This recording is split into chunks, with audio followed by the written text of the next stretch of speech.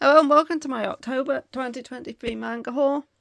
And this month I have 26 volumes. I think it's 26 volumes. So anyway, this is the pile. Most of this is from Sci-Fi. These two are from eBay. And yeah, let's get on with the haul. And the first thing, as you can probably see, I managed to find X-Day, volumes 1 and 2. This is the complete set. There's only 2 volumes by Setsuna Mizushiro, who is the author of After School Nightmare, which I really loved. Yeah, this was on eBay for bidding, and I was like, there's one other person bidding on it, and it got down to like the last half hour, and I was like, should I put in a bid or not? This other person bidding on it might end up like putting in a bid in the last 5 to 10 seconds and winning it, like, because that tends to happen quite often. But I was like, you know what? I'm gonna put in a bid for £10 because that's like £5 a volume. That's like the maximum I want to pay for this. And if I get outbid, then I get outbid. So anyway, in the last few minutes, this other person put in a bid, but they put in a bid for like, I think it was like $7.50, and before they could heighten the bid, it timed out. So I ended up winning it in the end. So yeah, so I ended up paying like $7.50 for the two of them. So X-Day is about, I'm pretty sure it's 3 kids and a teacher. Like, this guy's the teacher, who are trying to blow up their school because they don't like it. It's senior year and Rika is seriously stressed out. She's got more homework, exams and papers than she can handle, and was recently dumped by her boyfriend. In other words, life sucks. One day she's chatting online when she meets 3 classmates who hate school as much as she does. Together they hatch a plan to blow up the school when no one is present. So the countdown is on for X-Day. Yeah, it's only 2 volumes. It's by an author that I like, and I got it for quite cheap, so I decided to give it a go. I have been on the lookout for that series for a while. Next up, everything else is from Sci-Fi. I have At the Flower Capital. This is a one-shot that is a spin-off / sequel to Only the Flower Knows by Rihito Takurai. Yeah, it's it's set in the past. I don't know what era. I don't know if it says what era it's set in, but yeah, but it also contains more content from the couple from Only the Flower Knows. And I really like that series, so of course I wanted to give this a try, knowing that there's more content to that. And then I think this other story is connected in some way, like it's their past lives or something. Yeah, looking forward to giving that one a go. Obviously, I haven't read any of this.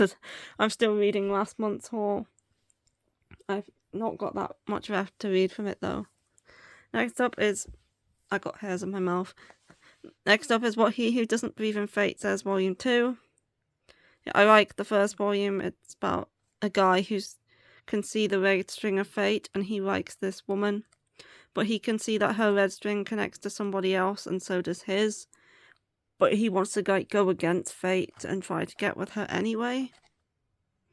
The volume 1 was interesting, and looking forward to reading the second one. Next up is volume 4 of My Happy Marriage, the manga adaptation. I did order volume 5 of the light novel as well, because that's also out, but it's out of stock everywhere. So like, Sci-Fi has sent everything else, but they didn't send that one because obviously it's out of stock. But they'll eventually send it when they get stock back in at some point. I can wait. I mean, I'm currently reading Fourth Wing, and that's going to take me a while anyway. So yeah, this is only for the manga adaptation. This doesn't go up to where the anime ended. The anime ends at the end of the second light novel, and this covers maybe to about half of volume 2 of the light novel. I think is where this one covers up to. Yeah, My Happy Marriage is great in all formats. Next, I have We Can't Do Just Plain Love Volume 2. I don't know if I have to cover that part up. So yeah, this is a smut series. It's Jose. It's got lots of sex in it. I really enjoyed the first volume. I thought it was good. But yeah, it's about this woman and this guy who is her co-worker, and she has like a smelling fetish, and he has a complex where he gets a boner whenever he talks to girls. So she's decided to help him get over that by getting him used to women. In exchange, she wants to smell them. Yeah, I actually really like the first volume, and I'm looking forward to the second one. Yeah, she's got a fetish and her boss has low self-esteem. Next up is Manner of Death, final volume 2. Yeah, I really like volume 1 of this. It's like a mystery thriller BL about a guy. There's a murder, and he's a coroner, so he's brought in to like do the autopsy.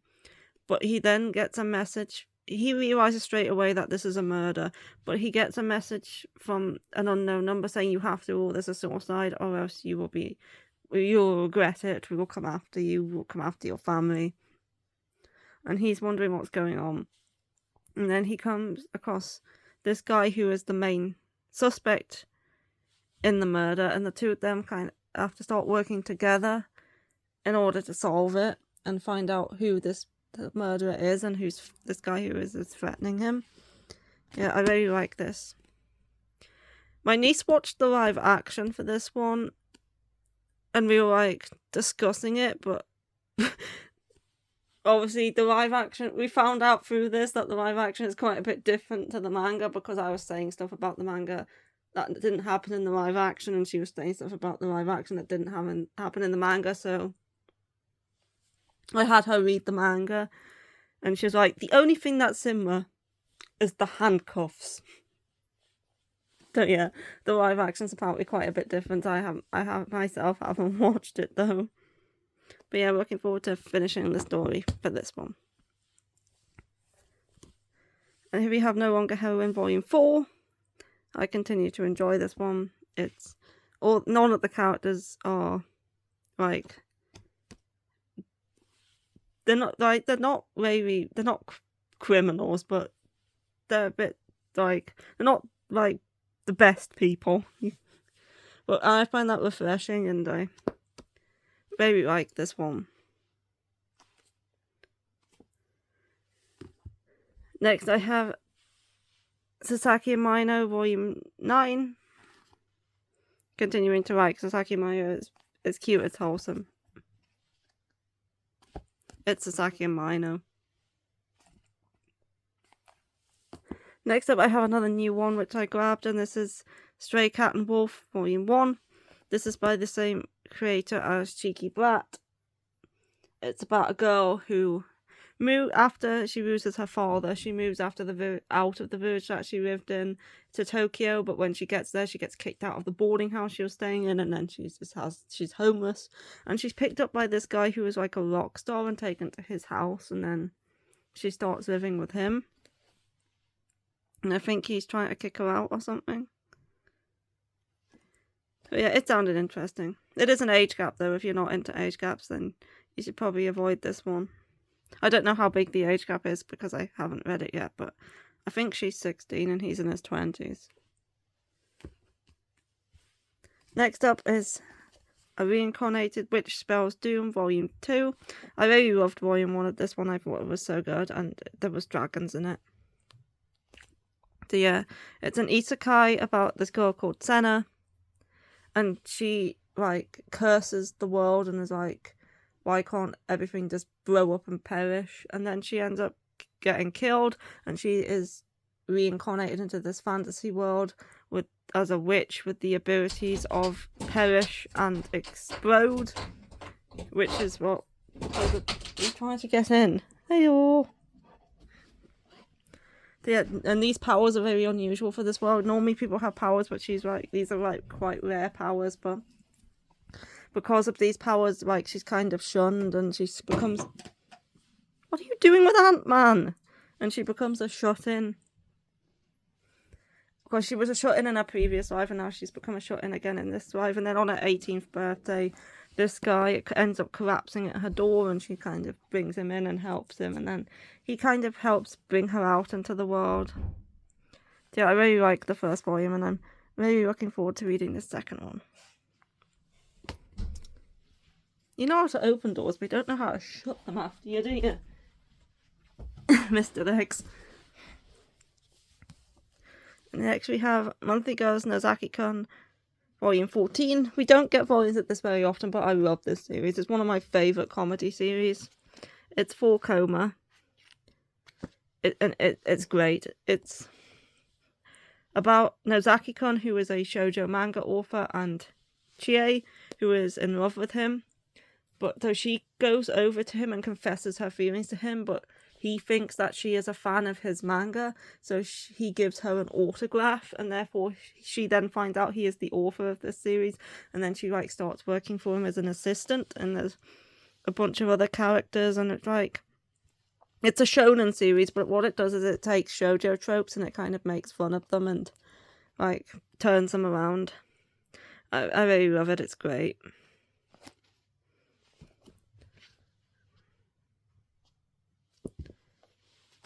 That's Monthly Girls Nozaki-kun 14. Yeah, so we don't get them very often, but I really like them. Here's another one we don't get very often, and that's Noragami 26. This is the penultimate volume. We have Yato on the cover. Volume 27 is the final volume. I've been hearing stuff about the ending of Noragami, and let's just say I've been hearing stuff about the ending of Noragami. But yeah, I really like Noragami. I've kind of sad that it's ending, but also glad that it's ending, because I don't want it to go on for like forever. But yeah, I've heard things about the ending, and yeah, I won't say anything else because of spoilers, but yeah. Next up is Websicary Volume 12. This is the final volume. I'm pretty sure this one has a couple of side stories in it as well, yeah. We have the 2 final chapters, plus a couple of extras. I haven't read this one yet, but I absolutely love Websicary, and it's been great all the way through, and I'm looking forward to reading the ending. The King's Beast 11, another series that I absolutely love. Another one that I'm looking forward to reading. It's a fantasy shoujo set in, I think it's ancient China, and also it's in the same world as Dawn of the Arcana. And I know more elements of Dawn of the Arcana do start coming into it more as the further you get into the series, but you don't actually have to have read Dawn of the Arcana to read this one. You can read it like without knowing anything about Dawn of the Arcana. But yeah, it's a good one. Then I have Wolfgang Black Prince Volume 3. I just actually read Volume 2 of this one this morning. Yeah, I like this series. It's about a girl who lies to her friends about having a boyfriend so she can kind of fit in and not be left out.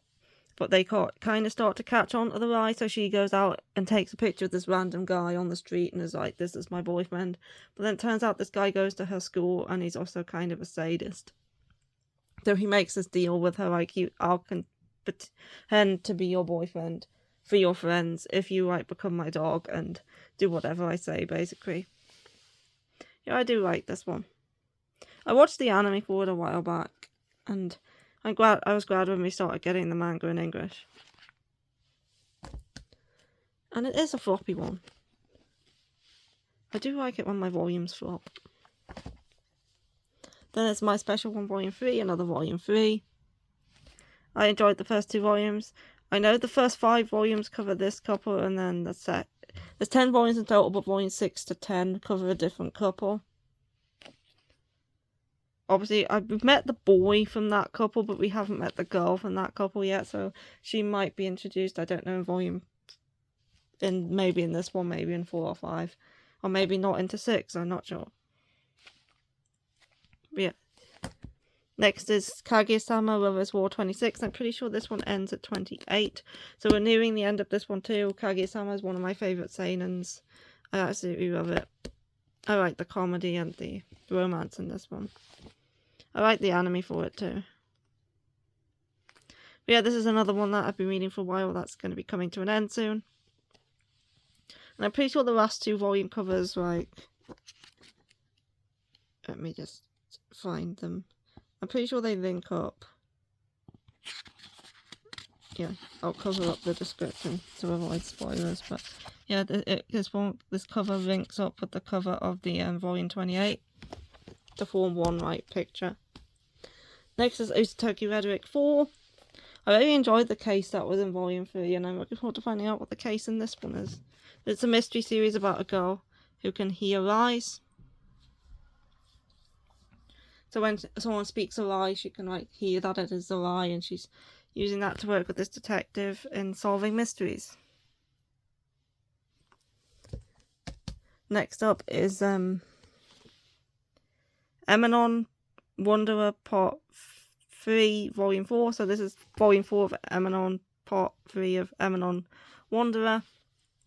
I was under the impression that this was the final volume, but I flicked to the end and it was like, to be continued. So is there more of this, or is that just where it ends? But yeah, this is about a girl called Emanon, which means it is no name backwards, and she's a girl who has like the memories of all, from like, she has the memories across all of time, and every time she has a daughter, those memories are passed to the daughter, and she kind of lives on through that way. Yeah, it's an interesting one. And I'm confused as to whether this is actually the final volume or not now. Next is the new steamship title called I Can't Refuse S. This is about a girl who has to get married to a nobleman, I think, and then she's not very good in erotic ways, so she asks his butler to train her.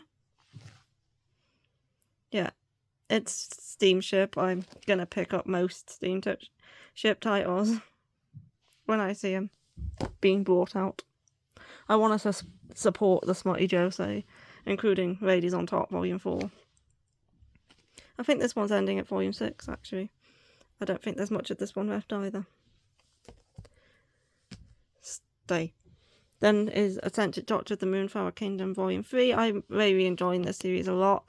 It's a medical kind of mystery series set in ancient China, where we follow this girl who is a doctor's daughter, and she saves the life of the prince's attendant by doing surgery on him and stitching him up. And being stitched up isn't something people in this world know about. It's not something they've come across before. So they decide to take her with her to the Paris, to the capital town, because he's gonna interested in using her in his battle for the throne, I'm pretty sure. But yeah, I've been really liking this one so far. Next up is another penultimate volume, and that is Children of the Whales Volume 22.